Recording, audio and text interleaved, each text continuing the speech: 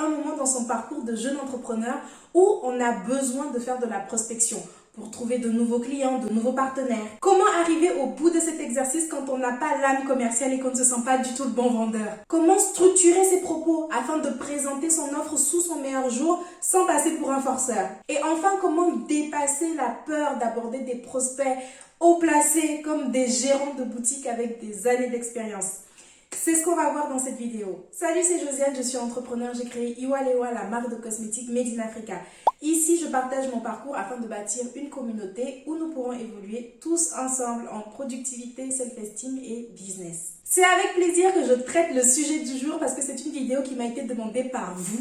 Enfin par deux d'entre vous, mais c'est déjà beaucoup. J'ai trouvé effectivement que c'était intéressant de parler de la prospection parce que c'est une tâche à laquelle on peut avoir affaire quand on est jeune entrepreneur, mais qui néanmoins fait très peur. Moi-même, je l'ai vécu, j'ai démarché beaucoup de salons de coiffure, des concept stores pour placer mes produits. Si vous avez vu ma vidéo sur comment j'ai financé mon projet, vous savez déjà, je ne reviens pas dessus. Dans mon cas, j'ai fini par me rendre compte, notamment au vu des marges pratiquées, que la distribution en boutique physique n'était probablement pas la meilleure stratégie de démarrage pour moi. Mais dans ma démarche, j'ai quand même eu la chance d'être accompagnée par une coach en développement commercial, Ilan Kassi, avec qui j'ai fait ce live et qui m'a tout appris. Je vais tenter de lui faire honneur aujourd'hui et de vous transmettre un petit peu ses enseignements en plus de ma propre expérience. Comment faire de la prospection commerciale quand on est entrepreneur? Sans plus tarder, c'est parti pour la vidéo. Première étape, définir ses objectifs. Avant de poser quelle action que ce soit, c'est déjà important de définir précisément qu'est-ce qu'on cherche à obtenir. La prospection de façon générale, ça veut simplement dire le fait de chercher, d'étudier. Ici, on aborde la prospection commerciale, donc ça va surtout être le fait de trouver de nouveaux clients, mais ça pourrait très bien être aussi chercher de nouveaux partenaires en tout genre. Vous pouvez également faire de la prospection pour obtenir des informations importantes sur votre marché, par exemple, quel est le stock acheté en moyenne par vos prospects. Partir d'emblée avec un objectif précis et spécifique va beaucoup vous aider à guider votre démarche. Et comme on parle d'objectifs, vous savez que j'aime penser smart. Dans ce cas, ça peut par exemple être combien de clients est-ce qu'on veut signer et pour quand. Seconde étape, structurer sa démarche. Durant votre démarchage commercial, vous aurez à passer plusieurs phases. La phase de recherche où vous allez enquêter, fouiller sur Internet pour rechercher quels sont les prospects qui sont intéressants pour vous, trier selon la pertinence et sélectionner ceux que vous souhaitez rencontrer. Ce tri est possible parce qu'en amont, dans l'élaboration de votre stratégie marketing, dans votre étude de marché, vous avez bien établi le profil de vos clients types. Est-ce que votre offre est mieux adaptée aux instituts de beauté, aux concept stores? Quels sont les besoins de ce type de structure? Où est-ce que vous pouvez les trouver et comment mieux les aborder? Est-ce que c'est sur LinkedIn? Est-ce que c'est sur Instagram? Ou alors directement dans leurs locaux, sur place? C'est la définition de tous ces critères qui va vous permettre de jauger la pertinence de vos prospects et de contacter les bonnes personnes, celles qui sont vraiment intéressantes pour vous plutôt que d'aller partout. Vous aurez à passer la phase de prise de contact où là vous contactez tout simplement vos prospects pour la première fois dans le but d'expliquer un petit peu qui vous êtes, ce que vous faites, comment vous pouvez les aider. L'objectif ici sera d'obtenir un prochain rendez-vous où vous pourrez en savoir plus sur leur mode de fonctionnement, les difficultés qu'ils rencontrent et comme ça, vous pourrez encore mieux détailler vos services. Vous avez la phase de rendez-vous, ça c'est la rencontre en elle-même où votre objectif sera celui que vous vous êtes fixé. Peut-être vendre, conclure un partenariat. Puis éventuellement la phase de relance si votre prospect ne s'est pas décidé le jour même. Comme beaucoup d'autres activités en entrepreneuriat, tout ça représente une tâche qui est quand même longue et elle peut très vite devenir lourde et fastidieuse si on est mal organisé. Donc pour optimiser votre temps et maximiser vos résultats, vous devez absolument structurer votre démarche. Un moyen de faire ça, c'est déjà de se créer une feuille de route qui servira également de feuille de suivi. Par exemple, une trame Excel sur laquelle vous allez indiquer à quelle étape vous en êtes. Qui est-ce que vous avez déjà contacté comme structure? Qu'est-ce qu'on vous a répondu? Quelle est la date de relance prévue? Etc. etc. Structurer sa démarche afin d'optimiser son temps, c'est aussi regrouper les tâches à faire selon moi. Par exemple, se caler quelques jours pour vraiment faire de la recherche à fond, puis essayer de convenir des rendez-vous sur la même période.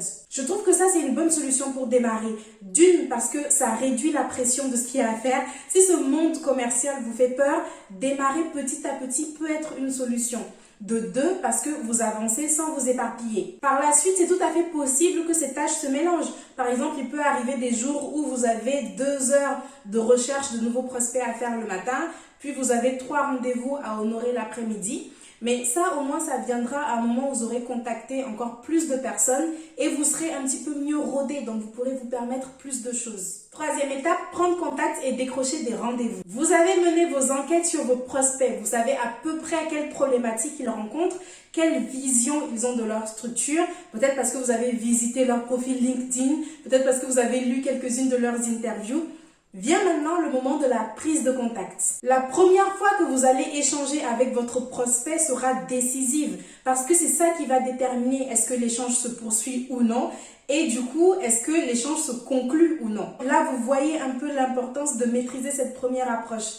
Il y a plusieurs façons de prendre contact avec son prospect. On peut lui envoyer un email, l'appeler directement au téléphone ou alors aller à sa rencontre physiquement. La première méthode est souvent celle privilégiée parce que bon, appeler un inconnu pour vendre ses services ou encore pire, aller le voir directement dans sa boutique, bon, ça fait un peu peur et ça a la sale réputation de faire vendeur de tapis, un petit peu commercial, forceur à l'ancienne. Mais pour avoir testé ces 3 approches, je dirais que envoyer des emails, ce n'est pas forcément le plus efficace. Le lien humain qui est établi lorsqu'on rencontre son prospect ou quand on lui parle au téléphone, c'est vraiment pas négligeable, ça aide beaucoup. Quand vous envoyez un email, vous avez plus de chances d'être ghosté. Après, si votre prospect ne se trouve pas dans la même ville que vous, ou que vous n'avez pas accès à son numéro de téléphone, bon là oui, vous faites avec la solution que vous avez. Et je comprends tout à fait la crainte. Moi-même, j'étais tellement stressée à l'idée d'aller rencontrer des inconnus et de parler de mes produits. Je me disais, mais les gérants de boutique, ils n'auront pas mon temps, ils ne voudront pas écouter ce que j'ai à dire, ils ne seront pas intéressés. Mais je me suis rendu compte que comme dans beaucoup de cas, ce que j'imaginais était bien pire que ce qui se passait en réalité. Les gens prenaient le temps de m'écouter, ils étaient très ouverts, intéressés. Après oui, j'ai essuyé beaucoup de refus en démarchage, mais au bout du 3e non, vous êtes rodés, vous vous rendez bien compte que personne n'est mort. Rencontrer vos prospects, parler de vos produits n'a pas à faire vendeur de tapis parce que vous allez respecter ces 3 principes. 1. Maîtriser le moment de la prise de contact. Appelez ou visitez les boutiques à des heures où il n'y a pas, où il y a très peu de clients. Comme ça, les gérants sont tranquilles, ils ont du temps à vous consacrer puisque vous êtes le seul qui est là. Puis vous avez moins honte, les clients de la boutique ne sont pas là pour vous entendre bégayer. Ces moments creux-là, ça peut être pile les heures d'ouverture de la boutique ou un petit peu avant l'heure d'ouverture ou alors en plein après-midi. À vous d'enquêter, de tester plusieurs créneaux horaires et de voir celui qui vous convient le mieux. 2. Travaillez votre présentation. Préparez et répétez ce que vous avez à dire en vous appuyant sur les résultats de votre enquête. On doit facilement comprendre quel problème vous venez résoudre. On doit facilement comprendre que vous avez la solution et qu'elle est très avantageuse. Mais surtout, vous devez susciter l'intérêt, attiser la curiosité. On doit facilement comprendre qui vous êtes, mais attention dans votre discours, il ne s'agit pas de vous, ce n'est pas vous que vous allez mettre en avant. Un moyen d'aborder ces prospects tout en respectant ces principes, ça peut être de les questionner. Bonjour madame, vous êtes la gérante de cet institut? Oui? Est-ce que vous traitez l'extraction des points noirs? Ah bah ça tombe bien, je suis une jeune créatrice de marque de cosmétiques. J'ai créé un tout nouveau produit qui permet de désincruster les pores, faciliter l'extraction des points noirs sans irriter la peau. En plus, il est 100% naturel, contrairement à ce qu'on peut voir sur le marché actuellement. Est-ce que vous pensez que ça pourrait intéresser vos clientes? Ah oui? Quand est-ce que vous êtes disponible pour qu'on échange dessus encore plus? Mardi 16h, ça vous va? Je ne vous prendrai que 30 minutes de votre temps. Ok, c'est bon? Allez, à mardi. Vous vous appuyez sur certaines informations que vous avez collectées lors de vos enquêtes pour pouvoir affiner votre discours. Par exemple, vous partez en sachant que dans cet institut, ils sont très portés sur le naturel et qu'ils proposent l'extraction des points noirs. La vente n'a pas à être forcée parce que vous relevez un problème chez vos prospects et vous venez apporter une solution. En fait, vous leur rendez service. Grâce à vous, cette gérante d'institut pourra mieux extraire les points noirs de ses clientes et sans produits chimiques. Le 3e principe, les gens ne mordent pas. Prenez votre courage à deux mains et allez-y. La première fois est la plus dure et après, vous êtes beaucoup plus à l'aise. 4e étape, de loin la plus importante, se préparer. La préparation est l'ennemi numéro 1 du stress avant le rendez-vous. Pour l'avoir vécu, je vous promets qu'un rendez-vous bien préparé n'a rien à voir avec un rendez-vous non préparé à l'avance. C'est votre préparation qui vous permet d'anticiper les objections. Vous venez renseigner avec une vision plus ou moins claire des besoins de votre prospect. Ici, on va aborder autant la préparation mentale que la préparation de votre argumentaire. L'une des personnes pour qui je fais cette vidéo m'a demandé comment aborder les personnes qui ont un statut entre guillemets plus élevé que nous. Cette question m'avait rappelé un atelier collectif avec Ilham parce qu'un autre entrepreneur avait posé la même. C'était mes prospects à moi, ce sont des directeurs, comment est-ce que je peux les aborder? Est-ce que je suis légitime? C'est intimidant, etc. Et Ilham lui avait répondu, ok, tes prospects ce sont des directeurs, mais toi dans ton entreprise, tu as quel statut? Sa phrase m'avait marqué parce que effectivement, lorsque vous répondez à cette question, vous vous rendez bien compte que objectivement, vous aussi dans votre entreprise, vous êtes CEO, vous êtes un dirigeant. Alors pourquoi avoir peur d'aller parler à d'autres dirigeants qui, dans la plupart des cas même, ne possèdent pas les entreprises dans lesquelles ils travaillent? C'est un poste qu'ils occupent, contrairement à vous. Donc, si on doit vraiment comparer des statuts, est-ce que ce n'est pas le vôtre qui vaudrait mieux? Après, on parle beaucoup de la position de nos prospects, mais dans un échange commercial, il ne s'agit pas tant de qui est plus influent que qui gagne plus que qui, ou qui a plus d'expérience que qui. Il s'agit de qui rencontre quel problème, qui peut lui apporter une solution de la meilleure des façons, et c'est tout. C'est vous qui allez tout gâcher avec vos assumptions,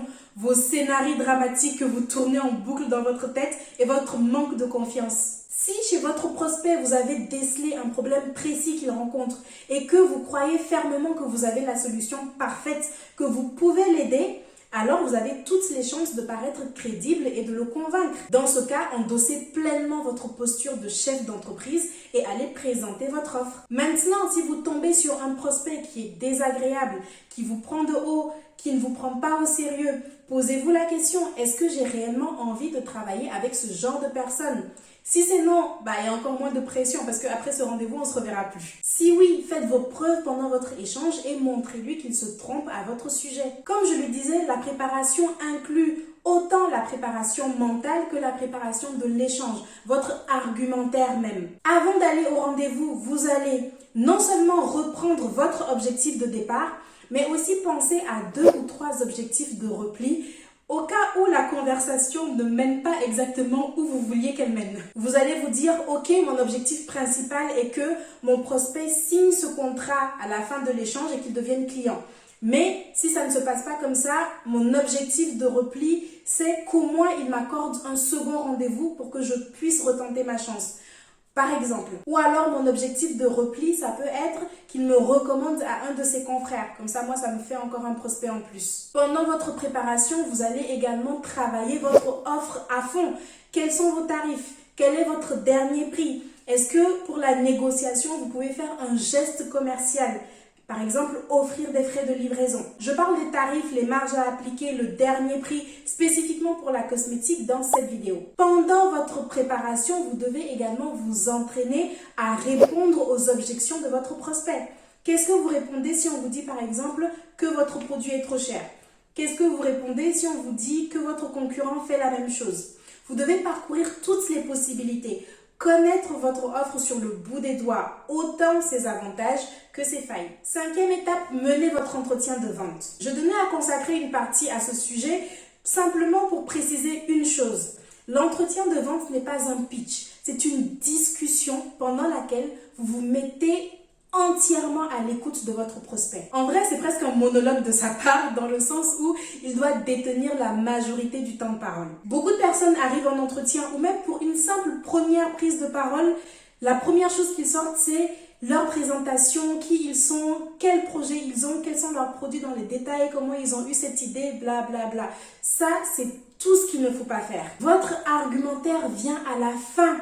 Après une grosse phase de découverte où vous avez posé plusieurs questions pertinentes à votre prospect afin de savoir exactement, précisément quelles sont ses problématiques, quelles difficultés il rencontre. Comme ça, vous pourrez présenter les avantages de votre produit, les meilleurs avantages, ceux qui lui siéront le plus. De cette façon, il ne pourra pas vous dire non. Mais si vous y allez à l'aveugle et que vous commencez à lister tous les bénéfices de vos produits sans savoir ce qui est vraiment important ou non pour votre prospect, l'échange est fini lorsqu'il vous dit non, on n'est pas intéressé, c'est pas ce qu'on recherche. Donc non seulement vous n'avez rien signé, mais en plus vous vous êtes privé d'obtenir des informations précieuses sur votre marché parce que vous avez fait que parler. 6e étape, mesurez vos résultats. De façon générale, une fois que vous avez défini vos objectifs et que vous avez construit une stratégie autour, vous devez suivre vos résultats. C'est d'autant plus vrai dans ce cas spécifique parce que avec le démarchage commercial, vous devez absolument mesurer ce que vous avez obtenu pour connaître vos taux de réussite et affiner votre stratégie en fonction. Soyez attentif à ce qui a marché, ce qui n'a pas marché. Est-ce que vous pouvez dire pourquoi ça n'a pas marché et comment faire mieux la prochaine fois? Pensez également résultats chiffrés. J'ai appelé 10 personnes, j'ai obtenu 5 rendez-vous, j'ai fini par signer 3 contrats.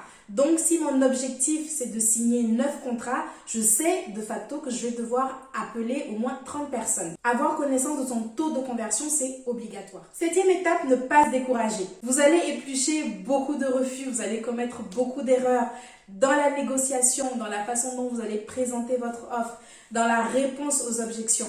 Moi, ce que j'aimais bien faire, c'est revivre mes rendez-vous.